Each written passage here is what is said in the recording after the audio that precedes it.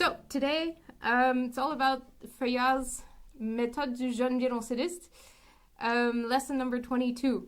Most of you who are watching this have probably found me because you found the recordings that I did of the pieces from the Methode du Jeune Violoncelliste. Starts with some exercises in the fourth position continued. This is sort of your first real position change, is going into the fourth position. It's important for anyone who's watching this who doesn't know the Feuillard books yet, that you know that at this point you're a cello student who has learned first position, who has learned extended positions, who has also learned half position, and who has now had, this is going to be the third page of exercises and pieces that have to do with the fourth position. So this will usually happen after a couple of weeks of working on fourth position, that you'll get to lesson 22 and start working on the pieces, or the piece and the exercises that are on this page.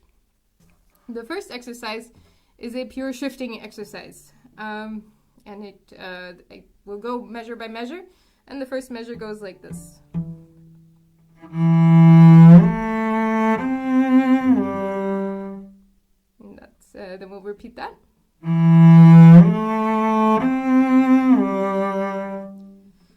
All of the exercises in this book, I really recommend not doing them all in one go, and really looking at them as single measures, single exercises.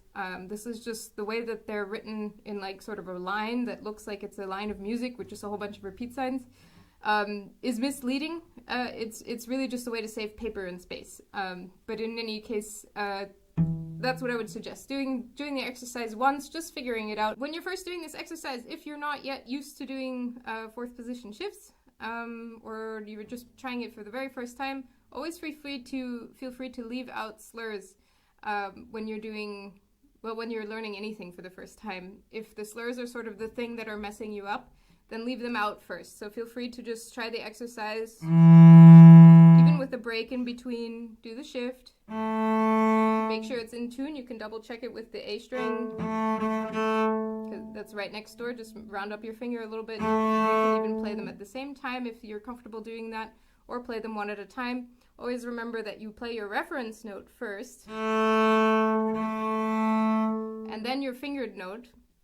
If you do it the other way around, your brain will actually think that the note you played with your finger is the correct note. So it's always a good idea to use your reference note always as the first note you listen to, and then match to that. Second step would be to do it without breaks. And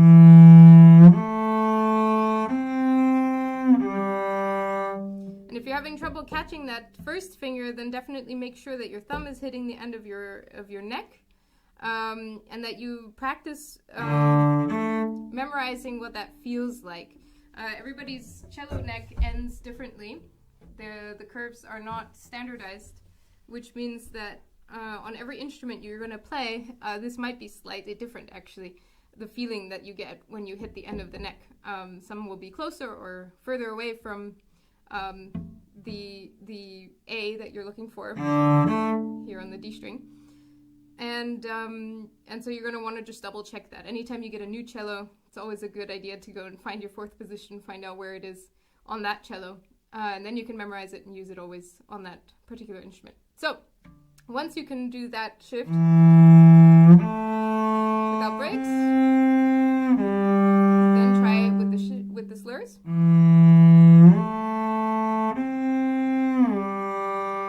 And again, be happy and excited with yourself if you do it beautifully just once. Yeah, just a single repetition, that's perfect. Once you're good at doing that, then try doing one repetition, so two times in a row.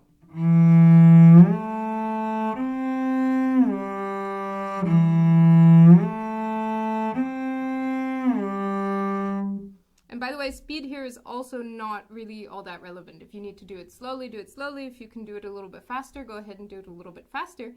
But there's no speed that you have to achieve with this. You will be doing this in all sorts of ways in the future, so you'll get practice on all those things. Once you can do that exercise well, then you can go ahead and check out the next exercise, which has a dotted quarter note and an eighth note rhythm but otherwise the same fingering.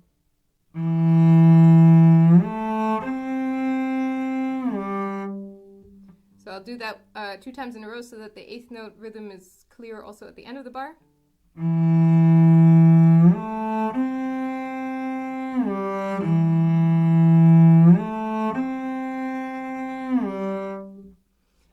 And here it's really critical to make sure your rhythm is super accurate. So I did this quite slowly, quite very comfortable tempo, because I know also we're going to be doing the double dotted notes, a double dotted quarter note and a 16th note in the next bar. So I don't want to go too quick yet. And so I'm thinking really 1 and 2 and 3 and 4 and with really counting out those 3 8th notes in the dotted quarter note so that my last 8th note at the shift is perfectly in time. 1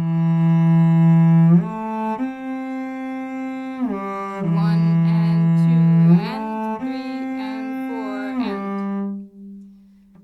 and... the challenge here really is to be able to time this perfectly. At this point, maybe your shifts are not always happening exactly at the time you need them to happen or want them to happen, and so you really want to make sure that this is the point where you start to be very careful about when the shift lands, that you're landing at the exact right time, that you're starting it not too early. If you start it too early, you'll get a big slurpy slide. That was the super exaggerated version. But any variation, these are not going to be very practical for most of your pieces and repertoire that you're going to be doing. There are very few pieces that will ask for that. That would be marked in as a glissando. It's too much slidiness to be marked, to be unmarked, basically. So you really want to make sure that you're having a nice quick change to the new position. If your bow control is, we're going to talk about the bow control in a second, but if your bow control is not very good, you might find that the exercise at first sounds like this.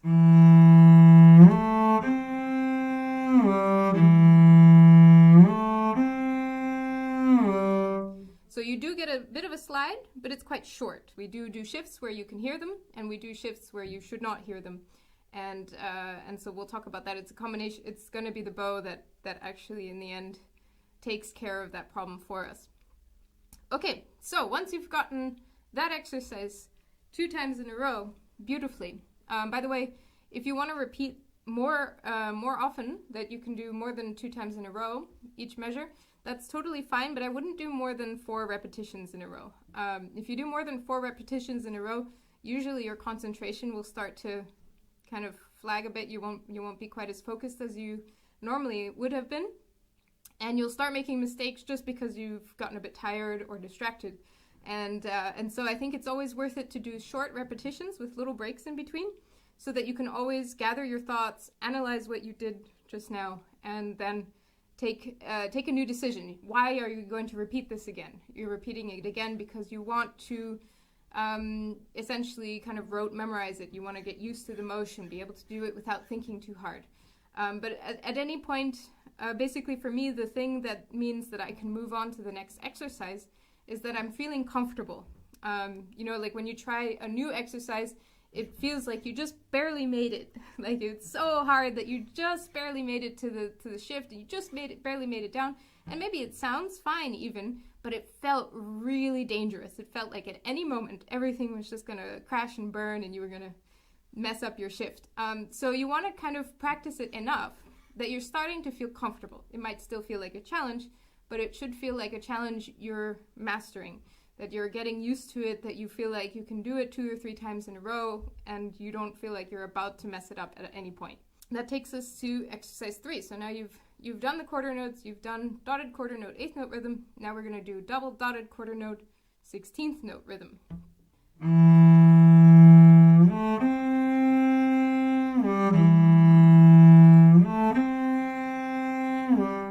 Again, tempo is not so important. The important thing is that the rhythms are correct, so that the relationship between the notes is the right one, that you've got a double dotted quarter note to a 16th note relationship. All of this was actually a preparation for shifting, like we do in the 4th measure of this particular exercise, directly to the fourth finger.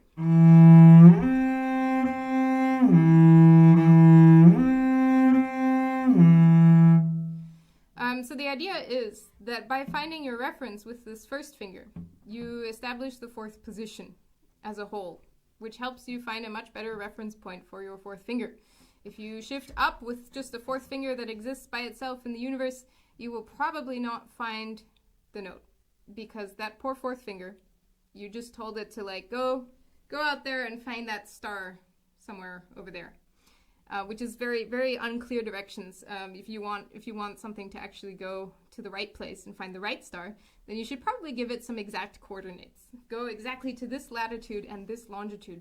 And so when you shift to a specific position, this is the reason why we use the position system, at least in my opinion, we've organized this arm position, because every position is in itself an arm position. It has absolutely nothing to do with the fingers themselves. The fingers have to come with your arm. So the fingers attach to the hand to the arm. So when the arm moves, guess what? Everybody moves. The hand and the fingers and everybody. Which means that when you go from first to fourth position, you're going from first arm position to fourth arm position. And you're using the hand and the fingers to help you make that even more precise.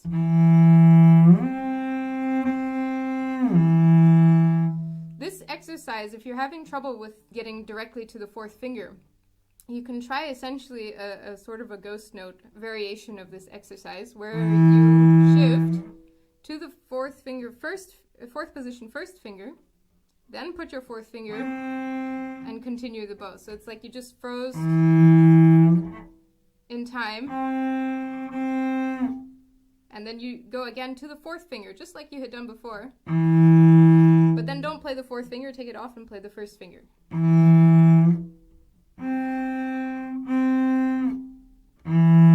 So basically you're doing, for example, if we did exercise 1, without playing the second note. So always silent, silent. Yeah? So that hopefully by the time you get to this one, you can kind of get this feeling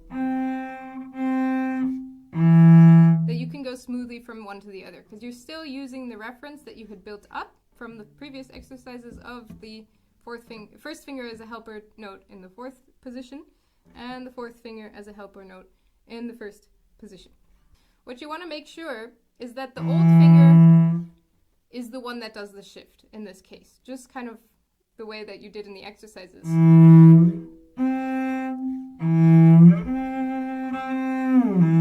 And this would be what we call a portamento shift. So what we did was a big exaggerated exercise for the portamento shift, which is a shift that happens on the old finger and then sort of skips up to the new finger, or skips down in this case. You don't have to do a portamento shift if you don't like the way it sounds. It has a very specific sound that always sounds kind of like this. You can hide that shift a little bit more if you do this. Otherwise you can do, I don't know what it's called, but you can do the shift with the new finger, where essentially I'm going to kind of start the shift with my first finger, put my fourth finger down in the middle, and then land on the fourth finger. So finish out the shift with my fourth finger. This, for me, it sounds a little bit more modern. So at this point, you're probably wondering, well, what was that thing with the bow and hiding the slide, because mine is still sounding like this.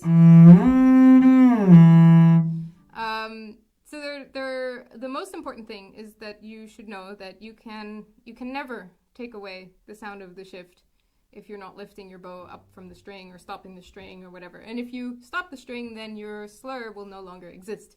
So you have absolutely no choice. You must do the slide, and we will hear it somehow. So then what we're going to do is, if any of you have done any audio engineering, you'll know what I mean when I say this, but we're going to do essentially ducking. We're going to reduce the volume drastically, but not to zero. We're going to just reduce it a lot during the time that we do the shift, and then bring the volume right back up as soon as we're done with the shift. This happens in a really, really small amount of time. So if you do the ducking, what's going to happen is this. If we were to slow it down, I'm at normal speed, normal weight. Then I get very light and ridiculously slow. Shift, land, and then go back to the normal speed and weight. Remember that dynamic is primarily controlled by your speed. If you slow down, you will get quieter. Your weight is secondary to all of this. Your weight will help you balance out awkward speeds. So you're definitely going to want to get lighter so that you don't just get a crunch. Because when we're trying to just hide stuff, it's better to have a bit of a wispy, airy sound than it is to have a really crunchy sound. The wispy, airy sound, our ears tend to just kind of forget it and ignore it. Also, keep in mind, we're playing acoustic instruments, and in most cases, except in maybe like a recording studio or something where you have a mic right in front of your face, as soon as you get about 1 meter away or 5 meters away, no one will hear any of those wispy sounds anymore. Remember, you'll never sound as scratchy as you are right at your cello. You're getting pretty much the most raw sound you can possibly get from your instrument just because you're sitting here. And actually, if you sit just a little bit away from your cello, you already generally sound a lot better.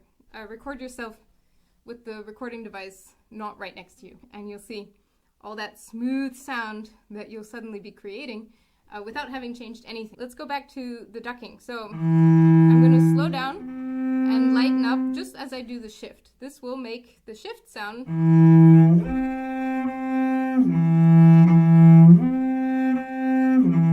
If I do it too much, then my slur won't sound slurred anymore. So that's going to be the way that you measure, am I doing it enough? Well, do you hear the slide? Then that probably wasn't enough, or you started sliding way too early. And so then you try to do a little more, but you're like, but now I heard the decrescendo and the crescendo, so that was also not so good.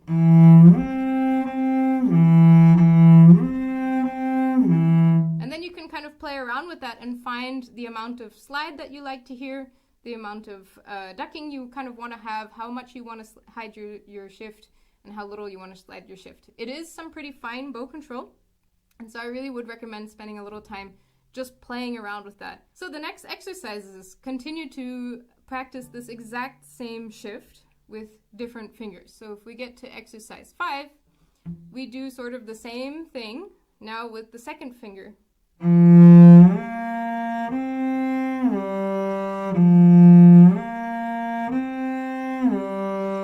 Like I said, do it maximum 2 times beautifully. Take a break, think about the next exercise, and then start it as well. So here again, we had the quarter notes, now we have the dotted quarter note 8th rhythm.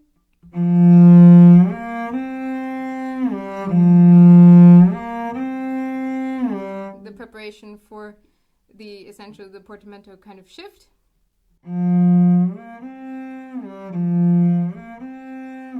And you can kind of go ahead and allow them to speed up that way if you want, or you can stay really metronomical. And if you want to be very consistent with your tempo throughout, then you can also put a metronome on. Most of these exercises can be done at 60 BPM is a good place to start. If that feels really, really slow, then go ahead and bring the metronome up. If you can't do it at 60 BPM, for most of these, you should probably try to work it up to 60, because I think most of the time that's sort of the ballpark that they're hoping that you can achieve. But that's my personal opinion as a teacher. That's what I do with my students. That is absolutely not some sort of a law that anyone created for cellists. There are no laws. You can do whatever you want. Crowning achievement is that in exercise 8, you can do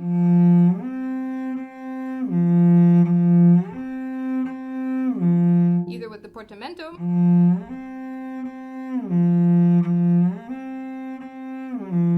or with the new finger shift.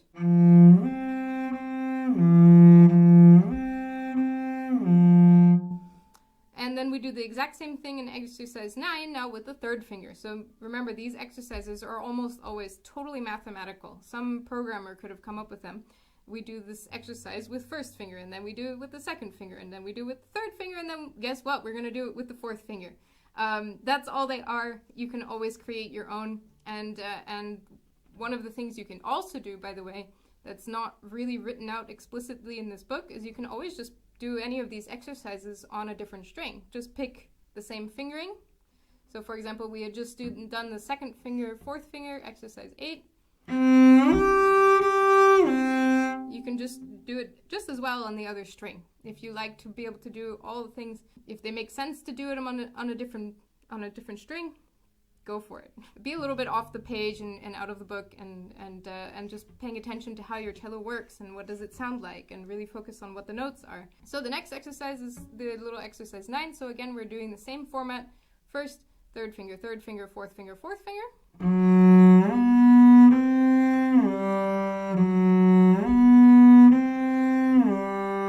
There we go. Then you do the dotted quarter note eighth pattern with the same fingering.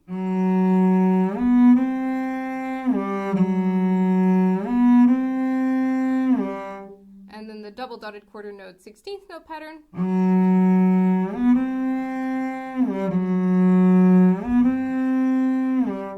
The last exercise, number 12, is just directly to the fourth finger.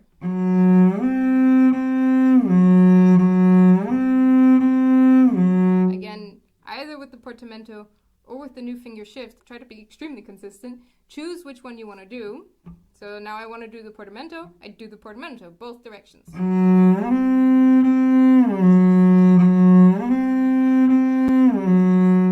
And then I want to do the new finger, and then I do that also consistently in both directions.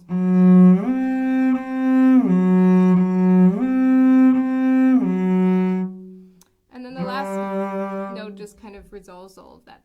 So one of the last things that a lot of my students have trouble with, that I want to address before I go on to the next part, which is just the G major scale, is that the notes are hard to find. Remember that, at least in this exercise, this isn't going to be true for all of the exercises, but in the cases where it is true, you can play all of these notes in first position. So don't be afraid. If you don't know what exercise 1 is supposed to sound like, play it one time without any special shifting and anything.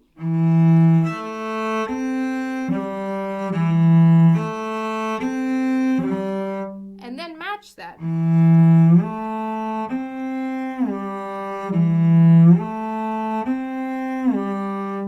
This will happen a lot because all of the shifts that we do in the neck positions, they're usually, except on the A string, they're all notes that we can play on different strings with just, in a different position. So don't be afraid to do that. That's a great way of double checking the notes. But if you need to find a note that's not in first position, like for example this E, just octave it down. Find the note name. It's this note. It's a lot easier sometimes to match octaves than it is to match just random notes. And it's good to have just a different option in your back pocket. So a lot of times this will be easy for me. But if for whatever reason today I'm having trouble hearing a whole step, which can happen, then maybe I want to try the octave also. And it just gives me a different perspective. That sort of closes up that chapter of these first 2 lines of exercises. At least on my edition of the book, it does tell us to study these exercises on other strings. I do believe they mean the exercises on the top of the page and not the one at the bottom of the page, but it's the same fingering patterns. So once you've done that, you're going to get to the G major scale.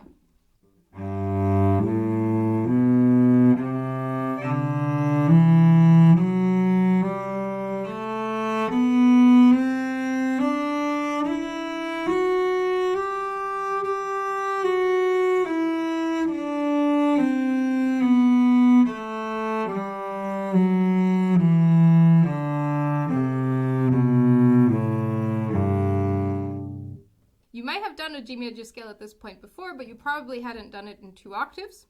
One of the things you can try is also playing off the page. Play the first octave.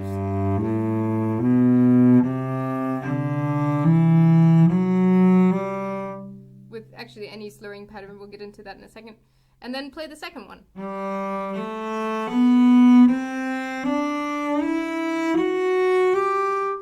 And so the usefulness of that exercise is, again, just if you're not really sure of your note intonation up here in the new 4th position that you haven't been doing very long, remember that you really want to try to just match the pitches. So this is going to be the same as this, and this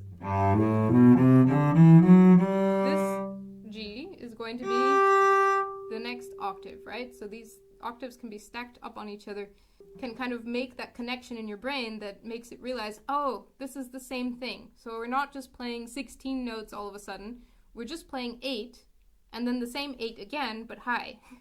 And being able to octave up and down freely that way will help you in a lot of ways with checking intonation and also playing pieces that may require you to octave up or down, and also just generally being able to tune maybe with other instrument players. Maybe you're a cellist who's playing in a string quartet and you need to tune your G with the G on a viola or the G on a violin, and that will always be 1 or 2 octaves higher than your G, almost always. And so I've noticed a lot of my students will sometimes, especially if they have really good hearing, get really bothered by the fact that it's an octave and not a unison. It's not the same note, they tell me. And so I say yes, it's not the same note, but it's, you need to kind of associate it as being the same note. You should definitely, if you can, recognize the fact that they're different, know that this is the higher octave and that is the lower octave, but also be able to recognize that in the function of music, they should be regarded on a very similar level. They should essentially be the same and be tuned together. So now you've done the scale. Again, I always believe that you don't need to play slurs the first time through if you're having trouble with slurs. For example, one of the places that always has some trouble is in the second measure. This particular, if you're getting any squeaks here, then it's probably your 4th finger that was touching the D string. Remember that on, I believe it's lesson 7 in the same book, they talk about keeping the fingers round for slurs over 2 strings. I will not get into that now. If you really want to hear about that, let me know in the comments, and I will be able to do another video like this in the future, and we could talk about lesson 7. But if you're having trouble with squeaks while you're slurring, go back to lesson 7. Look at those exercises again. Remind your hand what it needs to do. And remember that you need to do those round fingers anytime you have a slur over 2 strings. Otherwise, you will inevitably get some noises you didn't want to have. The other mistake is taking your finger away too quick so that you get some G string. Again, look at lesson 7 again. And in order to get that smooth change, your finger needs to stay down until you're completely onto the D string. Then we have the variations. And the variations just mean that you should play the entire scale with these bowing patterns. And again, here, take out your computer programming mind. They want you to just think slur 2, separate 1 in this first variation. So when you get here and they've not written out the way it goes, just remember, slur 2, separate 1.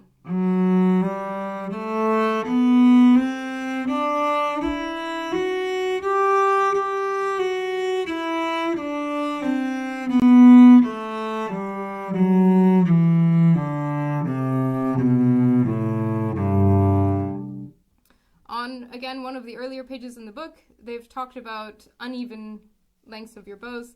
If you're having trouble with this exercise, go back to some of those pages that we're talking about those. If you're having trouble with that fast one, make sure that you need to find a compromise, basically. Always a relatively slow bow, not so slow that it sounds bad, but as slow as you can for the 2 notes, so that you don't get too far in the bow. And then you can do a fast, relatively fast, not too fast so that you don't lose the sound quality, bow for the other one. So that means that this one is extra slow, that one is a little bit extra fast, and in the end, they've found a compromise, you come back to the same place. That's your ideal situation. There are some teachers and schools of thought that will tell you to use the entire bow.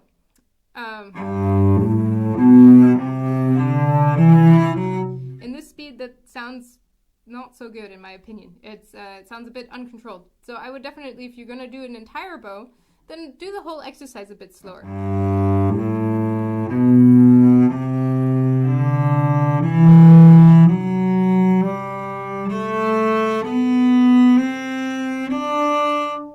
And if your teacher is really insisting on a faster speed, then maybe talk to them about how you can learn to play with your bow positioning, that you're really moving down a bit to do the slow notes and up a bit to do the fast notes. If you'd like to hear about that, just let me know in the comments. We can talk about the lesson that goes over these uneven values. Variation number 2 is sort of the same thing, but opposite. The first one was slur 2, separate 1, always in that order.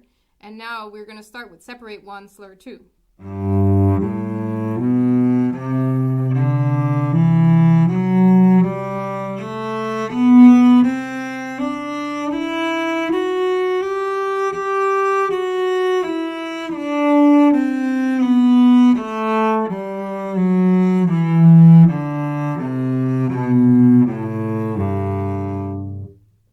You can definitely, if you're a little uncomfortable with these particular bowing patterns, just try a different one every time you sit down to practice. I find it very difficult maybe to do just like 20 minutes of scales, especially just the same scale with a million different variations, because I start to get confused. My concentration starts to slip, and I get tired, and then I make a lot of mistakes. And I don't actually want to make lots of mistakes. So I try to do short bits of things with breaks, or at least maybe not necessarily a break where you like stop playing the cello, but just to do something else for a bit, and then come back and do this again. So you can really mix it up depending on your personal attention span. Some people are really, really, really into doing these repetitive tasks, and they kind of love the challenge of staying focused in this kind of deep focus. And some people, maybe you have good days and bad days, and other people just really have a lot of trouble getting into the deep focus state. And that's totally fine. So then just be just as do maybe 1 or 2 variations, maybe just one, and then switch to something else, and then come back and do the second variation, and switch to something else and come back and do the third variation. You can really, it's totally fine. There's no shame in doing one thing and then one other thing, and that's that. And then just going back and forth all the time. The last of the 3 variations for this scale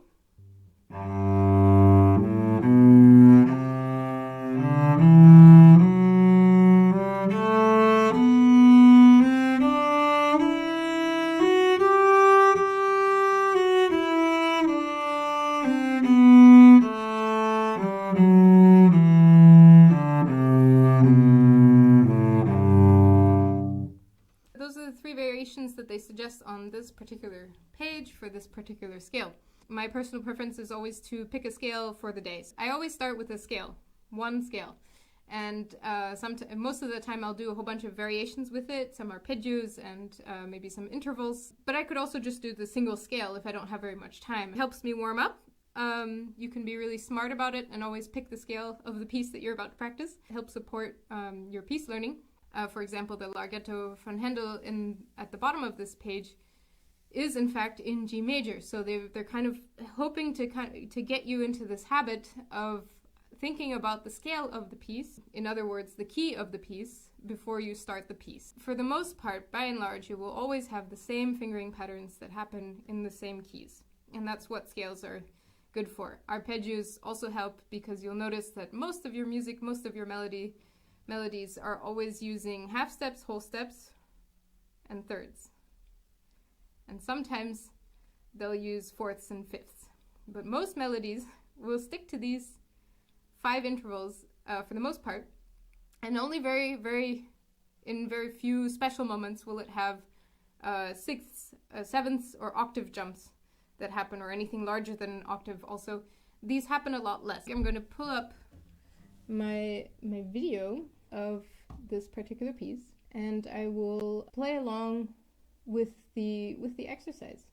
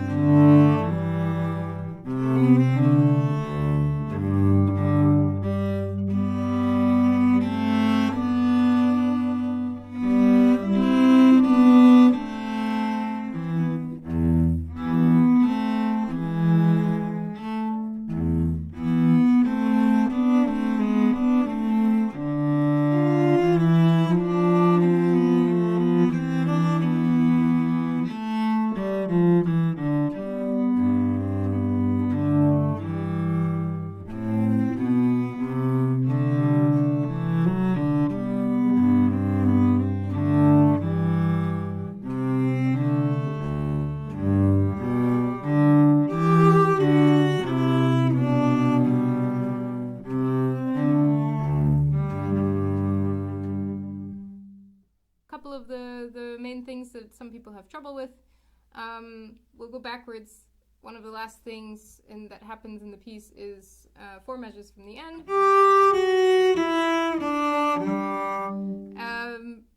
This, again, it's usually an intonation issue, and I would recommend that you do the 1 octave lower trick. That's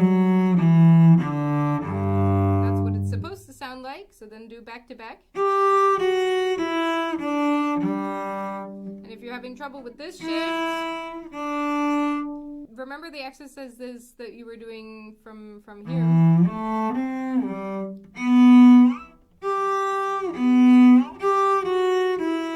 You're shifting from the first finger, but you can kind of practice it one time, maybe with the 4th finger, so that you can also get that reference from the position. And then you can still have that shift from 1 to 1 that you would practice going forwards. Any shift that you learn, it's usually quite useful to have it in both directions. So you'd be able to shift up and then also practice shifting back down. That's one of the things that in this book is not always present. There are a lot of the exercises are kind of the most bare bones possible. They go through kind of the most essential things. But if you want to get more into the topic, then definitely go up and back down for any shift that you do, really. Sometimes a shift I'm having trouble learning, like going up or going back down. Learning it the opposite way will actually really help me suddenly have a much better grasp of how that shift works. Looking at it from that different perspective will solve some of those problems for you sometimes. It's not always going to be an answer, but it's something that's always worth a try. There I would remind you of what I was talking about in the other exercises. Anytime you're practicing shifts, anytime you're practicing anything where you're going to just repeat it twice and stop. Think about what you did. Think about what went well, what didn't go so well, what you want to change, and then repeat it again. Only too often I see my students repeating things.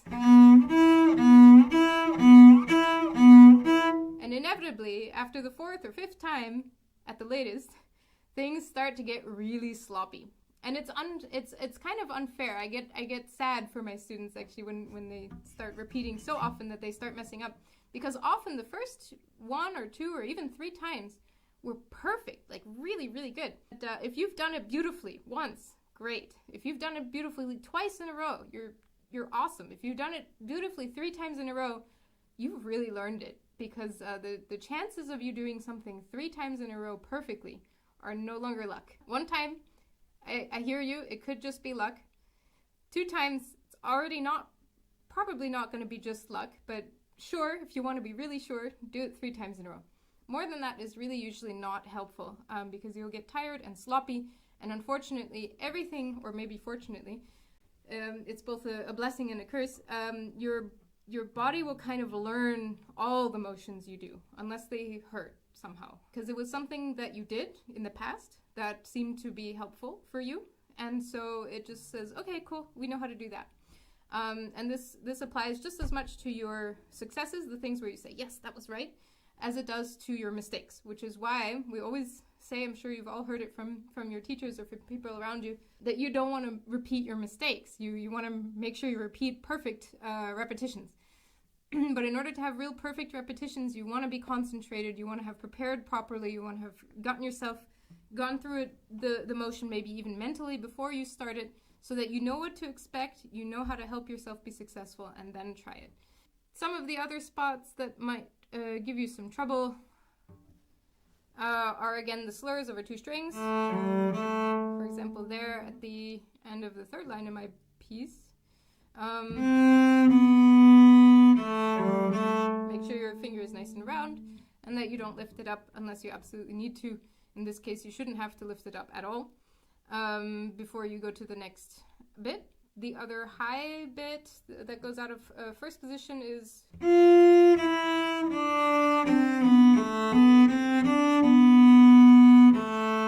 that one sometimes throws some of my students for a loop, because it's it's got a natural in it, so it's out of the key. It's sort of this minor borrowed key that we're going into there, and so that will sometimes sound a little weird. Again, if it sounds weird, bring it down. That note is new for you usually at this point. You've done 2, maybe 3 weeks, usually at this point, of fourth position exercises, but maybe you're not quite sure about the notes, about the pitching yet, because your hand is not used to getting to the right spot. So try it down an octave. It's just an F and an E. And if you want, just play the whole passage down an octave.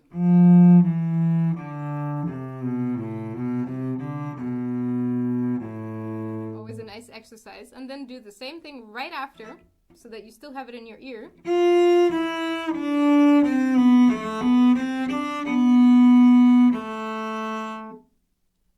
Doing these things sort of back to back without too much time in between often helps. It's probably about everything that I can think of out of the top of my head that, and from what I had prepared from mistakes that will often happen. If you have someone who's also maybe not even your teacher who can play this with you, that's always the absolute best. I did record, again, this video. I'll probably, once I've uploaded this properly, put up a link somewhere over here, so that you can click to that to the video, and also the karaoke version of the video. It is recorded with a metronome, and either with both voices, or the karaoke version has only the accompaniment part. So that's about it. If you like this video, please be sure to give a little like. If you've subscribed to my channel, thank you, and if you've not yet subscribed, maybe consider subscribing. I'm going to try to do a few more live streams every so often on these kinds of topics. So thanks very much for joining. And for any of you who are watching this, feel free to go to my website, www.natashajaffe.com. There's a contact page there, and you can just send me an email, maybe with your question, and we can have a quick talk about that. Let me know in the comments also which video I should do next. Thanks for watching. Take care. Have a nice day, evening, morning, or whatever time it is where you are when you watch this.